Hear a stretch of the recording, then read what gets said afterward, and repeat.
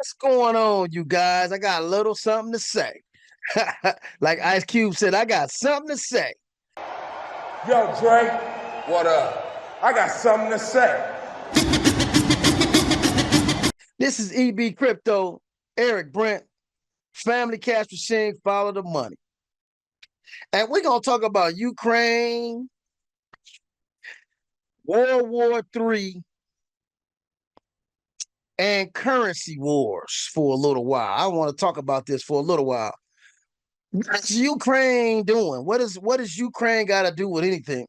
Why is Ukraine such a huge concern of ours in America? You know, we think it's all about Russia and Russia bombarding Ukraine. I don't know where the public been. I don't know where a lot of you guys been, but Ukraine has always been a part of the Iron Curtain. It has always been a part of Russia.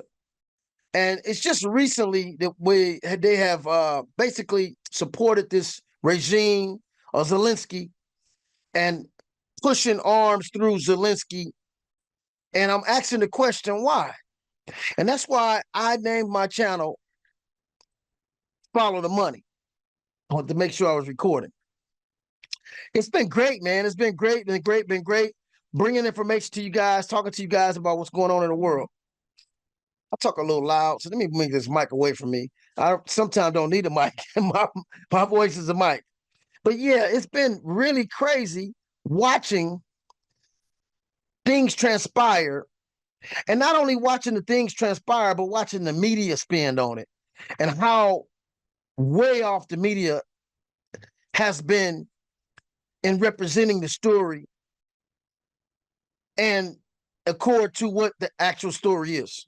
So this is always the case because governments have to constantly manipulate the opinion of the public. This is how they control the public. Every government has a spin media or media spin or propaganda machine to sway the opinion of the people. Russia's military campaign across the east of the country has entered its most active phase.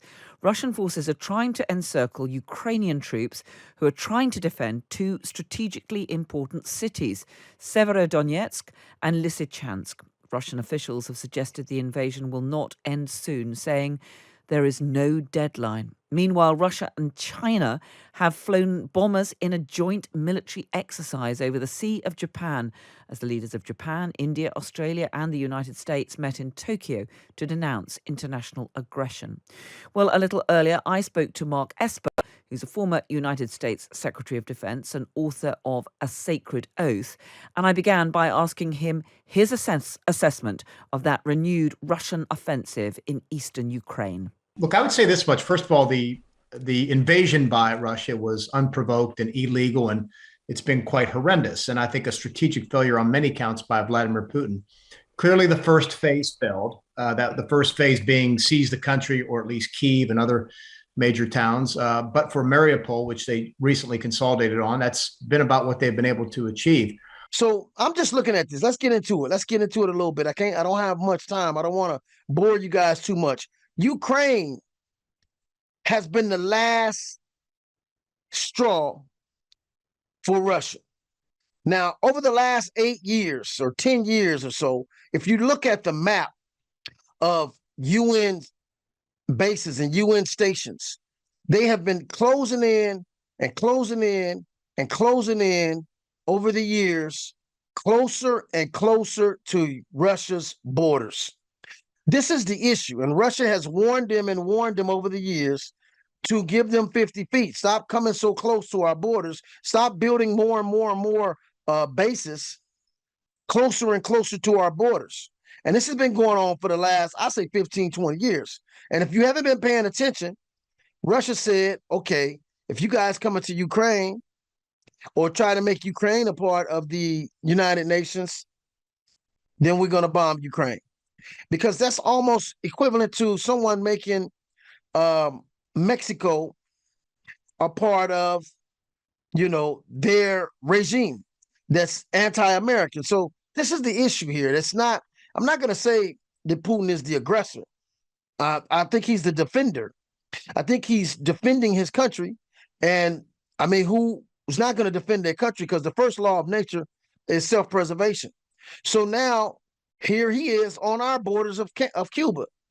He wants us to see how it feels to be, have your enemy right there within 100 miles away from you with missiles in range. This is how we've been doing Russia for the last 15, 20 years. We have so many missiles in range of Russia, it's not even funny. All around Russia. Go look at the maps of the UN bases and the United States bases and all of our allied bases on how they've been closing in on Russia. And the Russians now have a reason for their paranoia. They are scared right now that they could be under attack. And here's one of the reasons. This is a map of the former USSR, which after World War II had taken control of countries like Estonia, Latvia, Lithuania, Belarus, Ukraine, Kazakhstan, and so on. And then we have here the Eastern Bloc countries, Poland, Romania, East Germany, and so on. And this is what was called the Iron Curtain. And you'll notice here, the USSR, through their allies here, had direct access to the Mediterranean and access to the Atlantic through the Straits of Gibraltar, or from their bases in the Black Sea through the little straits there at Turkey, very narrow straits. Then, in 1949, NATO was created, the North Atlantic Treaty Organization. The US and Canada are not on this map, but basically it's the United States protecting countries that sign up with it. And the deal is that if you're a member of this organization and somebody attacks you, it's like they're attacking everybody in the organization. It's a promise to come to each other's defense should any one of them be attacked. So here we have NATO in 49, and then we've got Turkey and Greece added in 52, and then in 55 we've got West Germany and Spain in 82, and then in 1990, East Germany, the Iron Curtain retracted closer to the USSR, and Albania, a few years before, left the Warsaw Pact countries, the Eastern Bloc countries, and so the Russians lost their direct access to the Mediterranean. And then we've got 1990 to 91, the Warsaw Pact imploded, and all of the former Eastern Bloc countries that were allies of the USSR are now doing trade deals and stuff with the West. And then in 1999, the USSR implodes and they lose all of the former territories that were just like states or provinces of the USSR. They now become independent countries, and former Eastern Bloc countries of Poland and Czechoslovakia, Hungary, Romania, Bulgaria, and former territories. This was part of the USSR, Estonia, Latvia, Lithuania, and now they've changed sides. They're allied with the Americans now. And then some more countries in 2009. So this is what it looks like today. This is what it looked like in 1949. And look at the buffer zone that Moscow had from everywhere, and look at where it is today. The threat is now right on their borders. And to get to the Atlantic from any port here, they have to go from the Black Sea through these straits that are now monitored by NATO countries. So their subs and their warships, and they retained this little area right here is Russia, but they've got to go through those straits at Denmark that are also monitored by NATO. And it takes 9 more hours now to get a ship from this little piece of Russia right there to the Atlantic than it used to. So they've got a good reason to think they're under threat. Russia wants war. Look how close they put their country to our military bases. They feel surrounded. Now, just 2 months ago, Putin did a press conference. We, the United States, left the Anti-Ballistic Missile Treaty of 1972 in 2004. We left that treaty, the whole thing, the treaty dissolved, and we are now installing anti-ballistic missiles in Romania. And he's giving this warning. And you know what's really funny about this is the shoe is now on the other foot. Back in 1967, Lyndon Johnson met with Premier Kosygin of Russia, and Russia had just created anti-ballistic missiles and an installation to protect Moscow. And the problem with that is that our response was, well, what we'll have to do is just create more offensive weapons. We're not going to invest in anti-ballistic missiles. They're very expensive. They don't work that well. And we developed things like the multi-independently targetable re-entry vehicles, the MIRV warheads, where we put 10 nuclear bombs on one missile, each one 24 times the power of Hiroshima. And so you've got 240 times the Hiroshima atomic bomb coming in, and 10 of them are independently targetable. And that was to overwhelm the anti-ballistic missile defense system of Moscow. And so now Putin is saying the same thing that Secretary of Defense Robert McNamara told the Premier of Russia back in 1967. So the shoe is on the other foot. But we have just started a major arms race here, and we are deploying these anti-ballistic missiles in Romania. And if you remember that map, Romania is much closer to Moscow than it is. We're deploying them to prevent the Iranian nuclear threat. And we now have a treaty with them and inspections going on. So the nuclear threat really doesn't exist that much. So if you want to learn more about that, come to the breakout session. But look at what he's saying here. How can you not understand that the world is being pulled in an irreversible direction? From what I can see, we are in grave danger. I don't know how to get through to you anymore. I don't know how this is all going to end. I think this is gravely dangerous. I not only think it, I am assured of it. And this is the president of the Russian Federation in a press conference, and it didn't get aired to Western media. You've got to go to YouTube to find this. No major media outlet covered this. It's shameful that our population doesn't know what's going on this planet, and we've got a lot of the same problems happening with China. So I'm trying to figure out what this whole Ukraine thing is about. And I'm finding out that Ukraine, as well as Russia, has a tremendous amount of minerals. Russia has a lot of uranium, plutonium, all these different minerals like that that are used for atomic and nuclear energy, as well as bombs and weaponry. And the same is with Ukraine. Ukraine, I'm finding out, has anywhere from 10 to $12 trillion worth of minerals.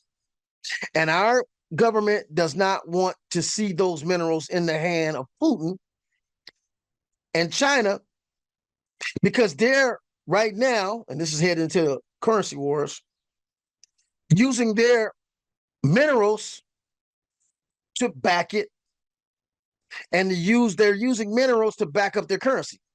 The new currency they're trying to come out with for the last 6-7 years, well, maybe 10 years or so, China has been buying a tremendous amount of gold. And so has Russia. And so they want to come out with their own currency and back it by gold and other precious minerals.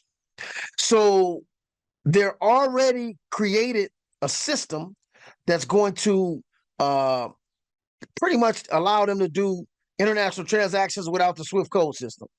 That we're going to help Ukraine or we're not. It's now time to give them the F-16s, let them fly the planes, long-range artillery to hit targets inside of Russia. They're sitting on $10 to $12 trillion of critical minerals in Ukraine. They could be the richest country in all of Europe.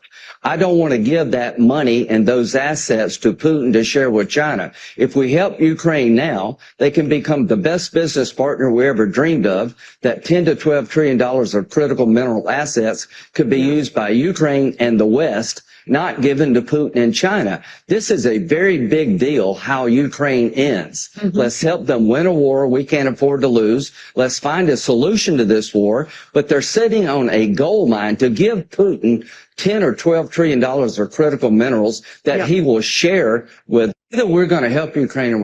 So they have over 59 countries now ready to align with them and sign up with the BRICS. The Brazil, Russia, India, China, and South Africa started this little small thing to be able to do transactions globally without the United States SWIFT code system or using the dollar. Well, this movement has grown tremendously.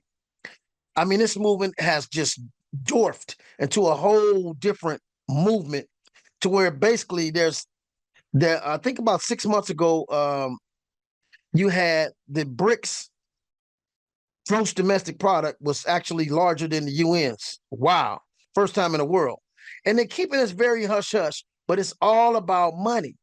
This whole war, every world war was about money. If you really understand the history of these wars and don't go by the narrative of the propaganda machines, and you really follow the money, you'll find out why these wars were fought. And it's not really, it's not like it can't happen again. So a lot of people think it's just not going to happen. We're not going to have a world war. People don't want to kill each other. But at this point in time, we have over 8.1 billion people in the world, which is probably one of the largest numbers we've ever seen in the history of the world's history. So some of the people in control feel like we need to extinguish some people, and the world has too many people. So this is the consensus of those that are in power. Okay, so we very well could be headed towards a war because, again, it's a currency war going on underneath all of this other stuff. There's a war going on for who's going to control the world and who's going to have the dominant currency in the world, because usually the dominant currency is the one that controls the world. So indirectly, the control of the world will happen with the creation of this dominant currency. So this is why I'm doing crypto. This is why I like cryptocurrency, because it's not regulated by the government. The governments can't control it. They trying to make up laws to control it. But in actuality, if you really understand technology and you understand decentralization and you understand that Bitcoin has no CEO, not just Bitcoin, because you have so many other platforms now like Ethereum, these decentralized platforms like Pulse Chain. Nobody is the CEO. Nobody controls that network. Nobody can hack these networks. It is just decentralized networks upon network upon network. And anybody that logs in with their computer or their phone becomes a part of that ledger. The ledger never ends. And the more people connect to it, the harder it is to control. And that's what's going on right now. We have a lot of decentralized networks that can control value, that can create value, that can redefine value, not just of money, but value of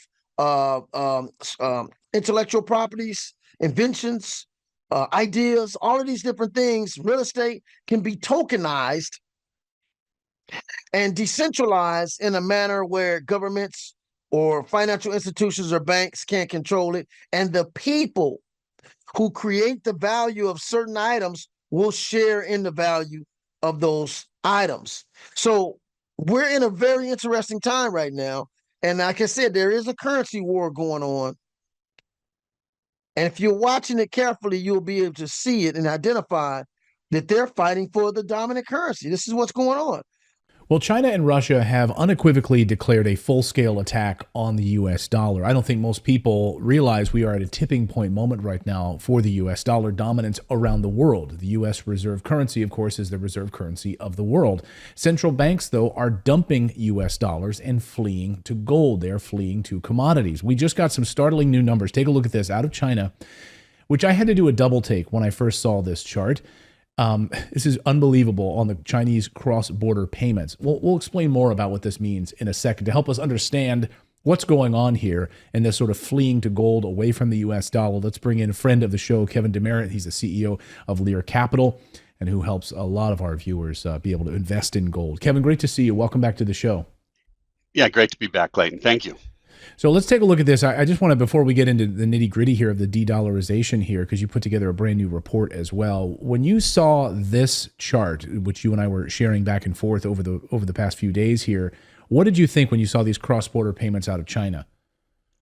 Well, like I said on the program over and over, you look for tipping points. You kind of said it at the beginning here. You're looking for things that are going to take precedent over what's happening with the U.S. dollar currently, which is it's the number one trade currency. Everybody has to use it for petrodollar, so on and so forth. So how is that going to shift, and how long is it going to take? So if you look at this chart from 2010, cross-border payments for China was 0.3%. So in 2010, they used the Chinese renminbi 0.3% of the time. Today, they use it 52% of the time. From 2010, the US dollar was being used 83% of the time. That's all the way down to 42% of the time. That's a tipping point. It's a huge economy, and they're starting to move away from the US dollar in a variety of ways. Not only the cross-border payments, and more people are taking their currency over the US dollar, but they've also started liquidating US dollars, and they liquidated 6% of their entire reserve of US dollars in the first quarter of this year. I didn't think we'd be in phase 3 so early, but here we are. Just this Sunday, one of the biggest economic deals of the century just came to an end. The long-standing petrodollar agreement between Saudi Arabia and the US just expired on June 9th, 2024. Now this system, which has been in place for 75 years, marks a huge shift in global economics. So in today's video, I want to help explain exactly what's happening, why it's happening, and how this will affect us and our future generations. So with that said, let's get into it. Taiwan has always been a part of China, and they signed a contract saying they will allow Taiwan to stay over there separately, but it's always been a part of China. And so what I'm finding out with this Taiwan situation is that Taiwan is responsible for 70% of the world's semiconductors. Now, if you know anything about semiconductors, all your cars got semiconductors. Your computers got semiconductors. A lot of your phones got semiconductors. Your helicopters, your jets, your tanks, your diesels, all are running on these semiconductors. And 70% of these semiconductors, and the most sophisticated semiconductors, are coming out of Taiwan. There's a lot of stories about that. You can go research this for yourself. Do your own research. Do your own research, okay? Did you know that the world is ruled by one company? Taiwan Semiconductor Manufacturing Company may not be a household name, but its chips are everywhere. In iPhones, air conditioning units, smart doorbells, computers, cars, F-35 fighter jets, and even NASA's Perseverance rover that landed on Mars. The reason automakers haven't been making enough cars is because of a shortage of these sophisticated chips that power functions like braking. Semiconductor chips are the new oil in terms of our dependence on them. And one company pretty much has a monopoly. Nestled on the northwest coast of Taiwan, TSMC produces 92% of the most advanced chips in the world. It's one of only 2 companies that mass produces chips below 10 nanometers, the other being Samsung. Nanometer refers to the length of a transistor. Tiny switches, 10,000 times thinner than a human hair, that control electric currents. 1 nanometer is equal to 1/billionth of a meter. The smaller the transistor, the more that can be crammed together. The more transistors you have, the better the chip, and the more powerful your computer will be. When House Speaker Nancy Pelosi visited Taiwan in August 2022, she made it a point to meet with TSMC Chairman Mark Liu, a sign of just how important the company is. Beijing spent weeks telling Pelosi not to go to Taiwan, an island that Chinese President Xi Jinping believes is a breakaway province and has threatened to invade. In light of Pelosi's visit, Beijing sanctioned Taiwan by suspending imports of citrus fruits and fish. Of course, Beijing did not ban Taiwanese semiconductors because it relies on them like everyone else. Semiconductors have become a key part of the tech rivalry between the US and China.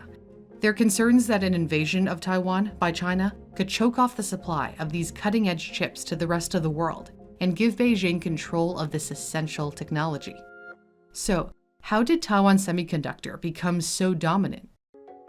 The fundamental technology was actually invented in America and gave Silicon Valley its name, as most chips are created with silicon. In the 90s, the US manufactured a third of the world's chips. Today, none of the advanced chips is made in the USA. Companies like Intel used to build and design chips in-house. But beginning in the 1980s, American firms started struggling against competition from Japanese companies, so they outsourced some parts of their business that were draining their profits, including the expensive factories that produce semiconductor chips. Morris Chang noticed this trend and took advantage of it. He was born in China, and in 1949, he moved to the States where he eventually earned a PhD in electrical engineering from Stanford. He spent 25 years rising through the ranks of Texas Instruments before the Taiwanese government offered him a chance to develop its semiconductor industry.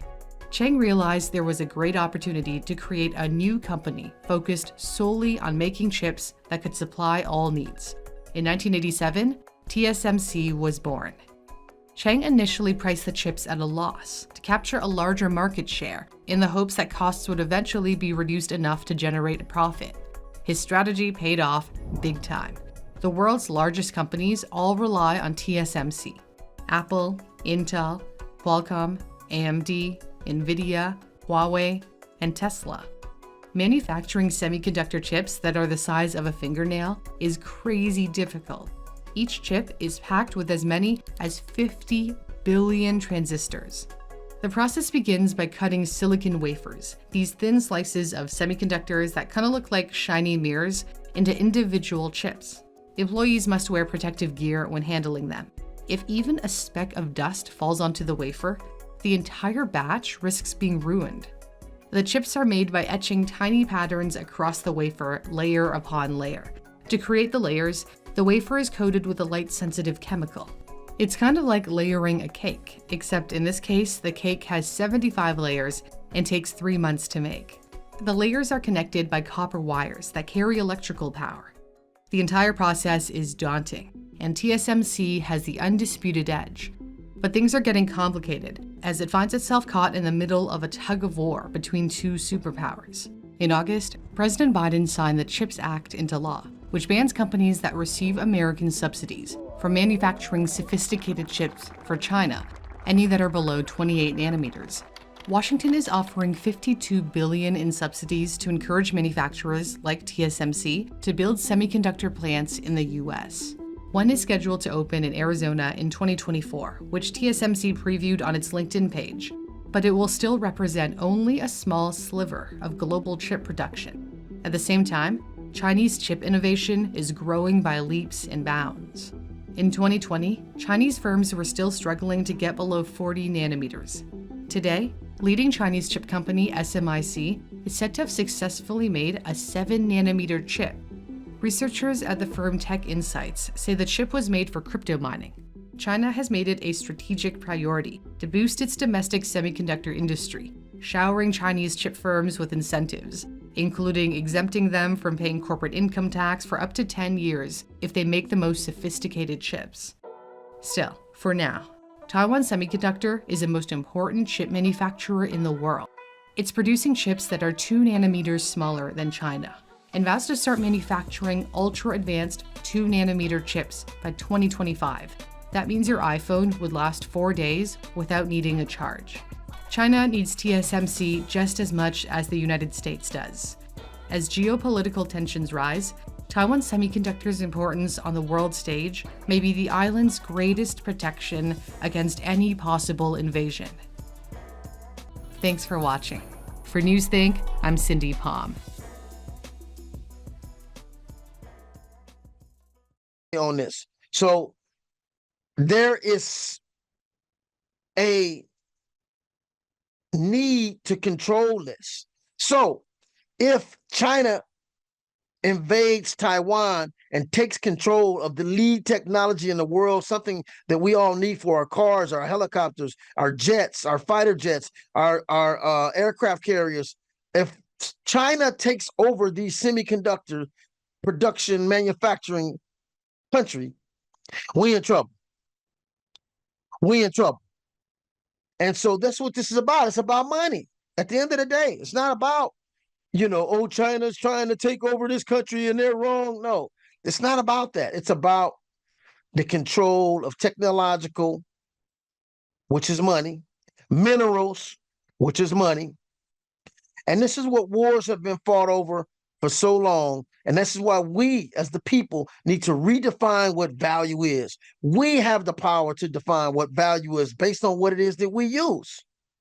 So that's why, again, cryptocurrency is so important, because we can use that in exchange for goods and services, and we can take the power away from these warmongering people who want to send our children and grandchildren to war to fight for their control and to maintain control over the masses.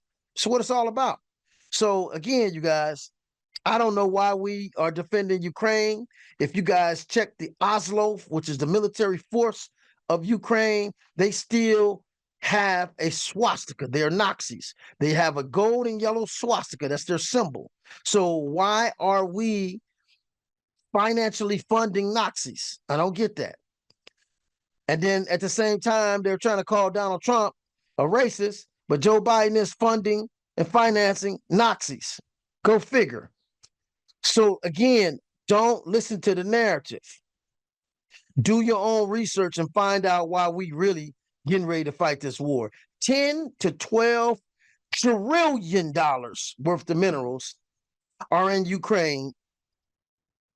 And the UN, the Western forces, don't want to see Putin control his own minerals and his own home soil, because like I said, Ukraine has been a part of the Iron Curtain for years. That's no secret. But all of a sudden they want to separate that because there's 10 to 12 trillion dollars in the ground there. So it's all about money at the end of the day. And so we're living in some interesting times because money is changing. The way money is being made is changing. The blockchain technology is here. And according to the Davos meeting in 2021, if anybody don't know what Davos is, this is where all the multi-billionaires come and meet once a year and have this economic summit. They said that cryptocurrency and blockchain technology could disrupt over $87 trillion worth of business and industries. And that's frightening to those that are in control, because this means that redistribution of $87 trillion will go back to the masses. Because if you understand how decentralization works, when you build a company like Facebook on the blockchain, there's no server, there's no Mark Zuckerberg, no one person receiving all the money. Because Mark Zuckerberg has one of the largest media content platforms in the world, and he doesn't have any content. It's your content, my content. Everybody that post pictures and post articles and put content on there and do videos, this is our content, but we don't get paid. Mark Zuckerberg gets paid, and Facebook shareholders get paid. How about we had a decentralized social media network where this was on the blockchain? So what happens now, everybody that posts something gets rewarded for participating. Everybody who hit like or make a comment on somebody's post gets rewards. Everybody who creates content and help create the value shares in the value of that platform, because the value has nowhere to go but back to the people. I like that kind of model. So this is what's going on now. What if you had the ability to control your data? We go on there on Google and all these different browsers and browse, and our information is being collected. Facebook is collecting your information. Instagram is owned by Facebook. WhatsApp owned by Facebook. All of these different platforms is accumulating your information, and they sell your information for billions of dollars, and you don't even get a dime off your own information. What if we can control our own data? Take our data and scrape it into an avatar and scrape it all off the internet and hold it in a black box. And if anybody wants to buy our data, or if we want to sell it to a marketer or advertising company, or if we want to sell our data, we get all the benefits and monetary funds from that transaction. Wouldn't that be great? That's decentralization. That's going to disrupt all these major corporations and stop all these huge corporate executives from making billions of dollars. I was listening the other day to the Congress question the CEO of Boeing, and one of the congressmen said, "How much do you make a year?" And he said, "Well, it's in my paperwork. You see it in my paperwork. I'll put it in my paperwork." And the congressman said, "Yeah, but how much do you make?" "Well, I put it all in the paperwork there. I submitted it." And the congressman said, "Don't you make $38 million a year?" Now, this is not the owner of Boeing. This is just the guy who's assigned as the CEO to manage it. He's making $38 million a year.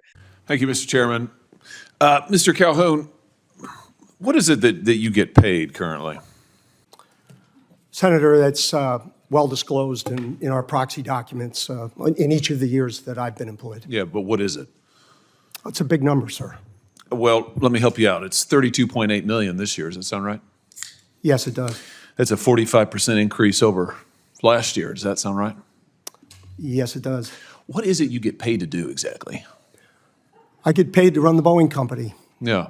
So just help me understand that. I mean, do you get paid for transparency? Is that one of the metrics for your income?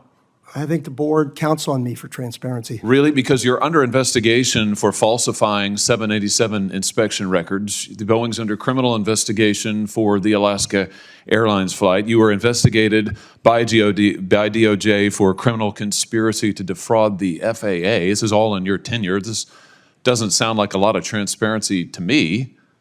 What about safety? Is that a component of your salary? It sure is, Senator.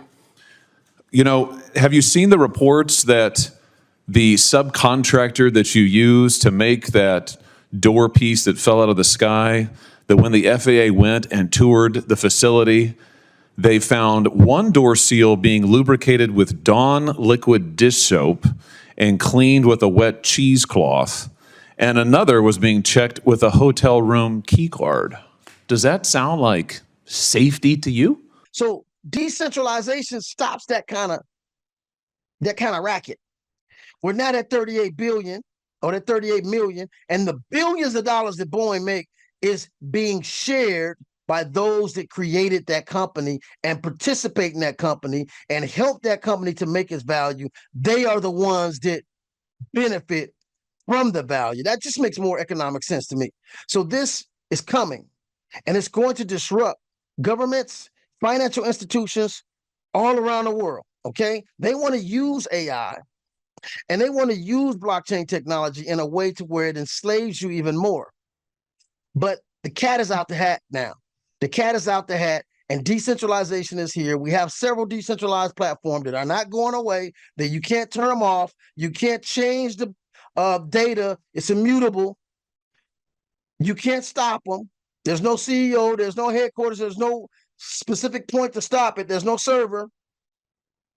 So now we're looking at some real interesting times where there's currency wars, and a lot of different propaganda wars, psychological war. There's so much going on right now. And I'm here on the forefront and been on the forefront to awaken people, to make them understand, look, you got a way out of this. You can choose not to participate in that system. You can choose a different pill. It's like the Matrix. You can choose a different pill. You don't have to be in the Matrix. All you got to do is say, you know what, I'm cool with that system, and come over here and start participating in a decentralized systems, in blockchain technology. And once we start doing that, we redefine government, we redefine money, we redefine value, and we redistribute wealth back to the people. So that's what's going on in the world. I'm excited for what's happening because I know what's happening. I'm in a position to benefit, and I'm trying my best to help other people. I'm not going to say trying, I'm doing it, because even if there's only one person on here to listen to me, I'm helping people. I might not be doing it on the level I want to do it on yet, but I'm helping people to understand they need to redefine what's going on and position themselves for this great exchange of wealth that's going down right now. So with that, you guys, it's EB Crypto, family, cash machine, follow the money, and I'll see you guys on the next video. Deuces.